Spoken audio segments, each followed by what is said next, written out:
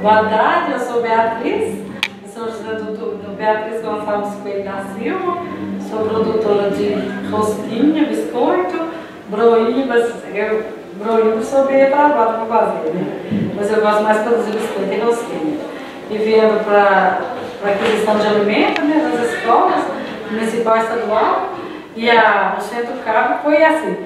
Apesar que eu ainda estou bem, não estou muito madura ainda, mas está me ajudando muito na organização da minha pequena fábrica. Eu sou presidente da APAP, da Associação dos Agricultores da Comunidade de Itabira, e assim, nós somos uma família, aliás, né? Somos uma família.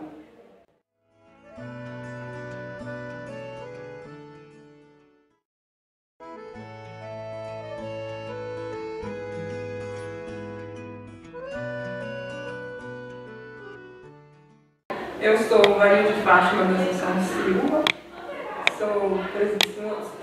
trabalho junto com Beatriz lá na associação, estou fornecendo também no escritório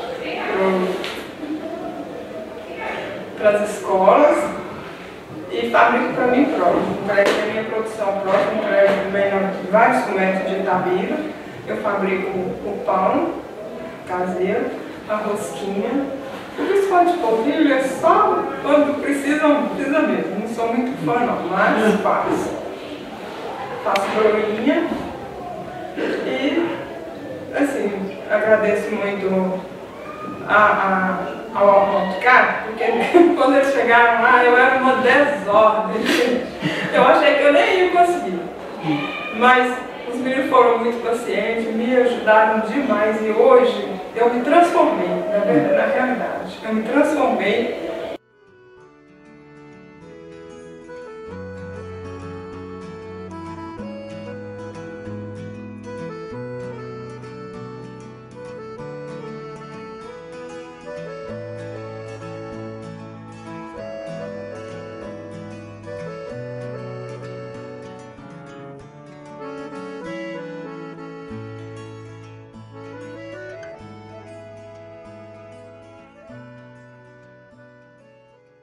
Enriquecer o nosso produto, né? Se Deus quiser, né? A gente já tem o acompanhamento da vigilância sanitária, né? Tem o apoio da prefeitura, mas com o selo vai ficar melhor, né? Se Deus quiser.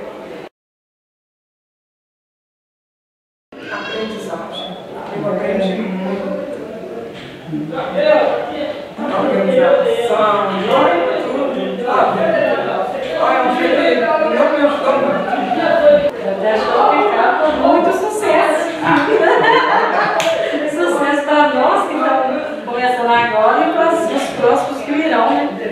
Eu queria agradecer a Deus também, primeiramente a Deus, né? Aos familiares, ao marido, aos amigos.